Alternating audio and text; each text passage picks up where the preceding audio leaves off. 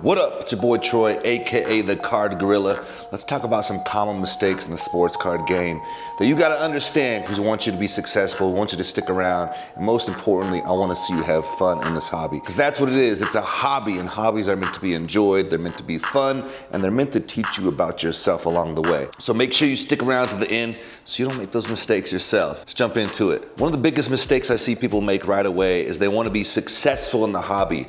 And I think that success means having nice cards. But the problem with that is you try to buy your way into the hobby. And when you do that, you don't learn the lessons along the way. I remember when I first started getting back on the hobby and hitting it hard, I was buying a lot of Zion Williamson cards. But luckily at the time, I didn't have a lot of money, so I was buying some low-level base type cards. Stop it. Get some help. But I can only imagine what would have happened if I was buying $15,000, or at the time there was way more expensive Zion Williamson cards for sale. Imagine if I would have made those purchases. But luckily I was making the $55 Zion Williamson purchases, the $25 cards that are now worth probably less than $2. So another mistake that comes along with that is what you're doing is you're chasing the money. And when you chase money in life and card business, you're usually gonna find yourself tripping along the way, and that's where the biggest mistakes come.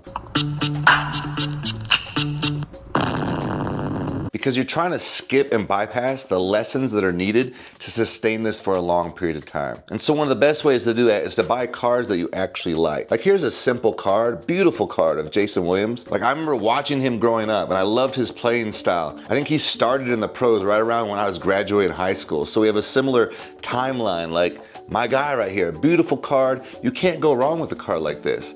And this card to me has meaning behind it. And guess what? It actually grows in value because he's a pretty popular player. Or Kobe, there's a big connection for me to Kobe and the way he just approached life, the way he approached the game. But it took me time to build up to this level. Beautiful cards that I got when I bought a collection of cards of players that I like. Beautiful cards, look at the light blue autograph. These are cards that just speak to me along the way. I bought this years ago and there's only a handful of these out there. This is the first Prism World Cup cards that they made, and it took me time to even realize what that meant. So again, if I just jumped out there and started buying cards, I wouldn't learn the lessons that come along with the journey. It is what it is. It is what it is. One of the mistakes that comes along with that is a lot of people are chasing prospects. So you're trying to grab the shiny thing. So again, go back to my Zion Williams example, or Ja Morant, or many of the quarterbacks who get drafted early in the first rounds. How often do these people actually pan out? If you are making purchases like that, I would encourage you to move those cards quickly. If you want to hold some, that's great. Put those aside because it might work out. But just understand the game that you're playing. At that point, you're kind of gambling more than you are anything else. You're prospecting. That's fine. It's not right or wrong. It's just what you chose to do. And so understand the game that you've chosen to play. What I would encourage you to do along the way is grab the really consistent GOAT cards like Kobe Bryant in a 10. That's never going to go down in price. Mickey Mantle cards, any vintage baseball card is going to be really valuable. Any of the vintage GOATs, the basketball GOATs, unique parallels that are hard to get in a 10, any of those that you can grab along the way. King Griffey Jr., Shohei Ohtani rookie cards, those are good buys. What that shows us is there's a concept that I call the base hits. You probably heard me say this before the home runs. Because often what I see people do is they get excited, and I love that. You get excited about collecting sports cards, and you go after the home runs first, meaning you want the big money. You're like, I gotta get those big, amazing cards, because then I feel solidified as a card collector. And I get it, but that's what you're doing essentially, is you're chasing the home run before you're learning how to hit base hits. So start with things that are simple. Buy a Kobe Bryant card that's maybe raw. Learn to inspect it. You're looking for the edges. You're looking at the corners. You're looking at the surface. And you do this over and over again. And then you send these cards in. And in your mind, you're like, I think I'm gonna get a 10. And it comes back and you get a 7. And you're like, well, why did I get a 7? And then you inspect it further and you're like, oh yeah, the edge is kind of dinged up. Oh, that other edge is dinged up. Oh, there's a little something on the surface. Well, there's my 7. But now you learned the lesson and the card cost you $10 and then the grading fee. Versus buying something really expensive, sending it out to get graded, and it comes back and it's a 6 or a 7 and you lose a whole bunch of money on it. I can't emphasize enough the importance of grabbing the lessons along the way.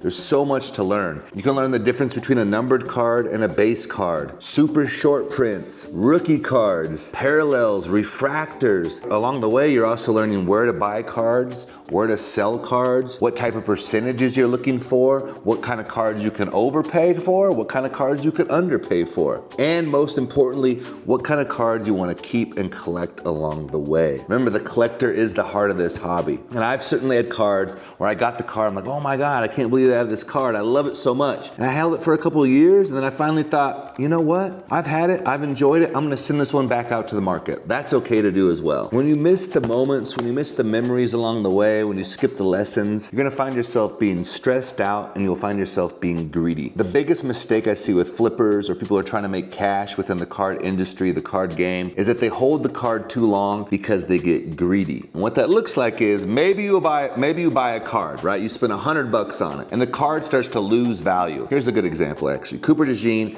PSA 8. I think I bought this at the height of Cooper DeJean's market. I spent grading fees on it and it came back an 8. I will probably actually lose money on this card, but I could just hang on to it and hold it and wait for the perfect buyer to come around. And maybe Cooper DeJean has a great season. Maybe he has another great season. Maybe he makes the Pro Bowl. And now I'm 3 years in deep and that money has just sat and sat and sat. And so there's always something called opportunity cost. The opportunity that I could have had if I just sold the card at a loss, I could have actually made more money with. Meaning I could have got that $50 back, that $70 back. And even though maybe I lost $30, I could have used that $70 to go make more money. But when greed gets involved, we hang on, we squeeze the wheel too tightly, and that money sits and it might get devalued more and more and more. Put the lesson over the money. And when you grab enough lessons, eventually you get exactly where you're looking to go. And remember to look for the moments and the stories along the way. You can't go wrong when you do that. Like growing up, man, I loved playing baseball. That was the one sport I could play where I just felt free. Like there's no pressure playing. I never really thought a lot about baseball. I just enjoyed playing baseball. And my favorite player at the time was King Griffey Jr. And I just loved his swing, man, that sweet swing. In fact, I copied my stance after King Griffey Jr. And where I stood up kind of straight, I tried to swing like he did. I can remember playing a baseball tournament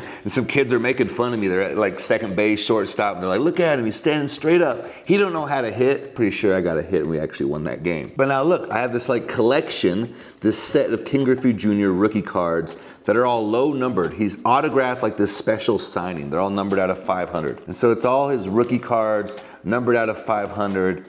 But like, these cards mean so much to me because there was a day I didn't even think I'd get a King Griffey Jr. card. Like I remember just chasing King Griffey Jr. cards. And now I get an entire rookie collection. I don't know, maybe I hang on to it for a while. And then maybe I sell it. Maybe I hang on to it and pass it on to my kids. Maybe I put it up and make it look really cool somewhere in my office because it inspires me. It makes me think about certain moments in my life. So you're looking for the lessons, the stories, the connections, the relationships that you're gonna build along the way. And it'll help you to avoid those big mistakes. When you go after greed, when you just go after the money, you try to chase the money, you are going to make expensive mistakes. It's okay to have cheap lessons, but try to avoid the expensive one. The cheap lessons, you're not gonna get hurt too bad if you're just hitting base hits. If you learn to make $5 here, $10 there, you grab a card that you'll wanna collect, you wanna hold on to, you purchase players that you like, you're gonna do A-okay in this. You're gonna have a good time. If not, you're gonna chase the bag and you're gonna find yourself stressed, worn out, burned out, and you're gonna wanna leave the hobby. And then you missed something that could have taught you a lot about life. You could have had a lot of fun in.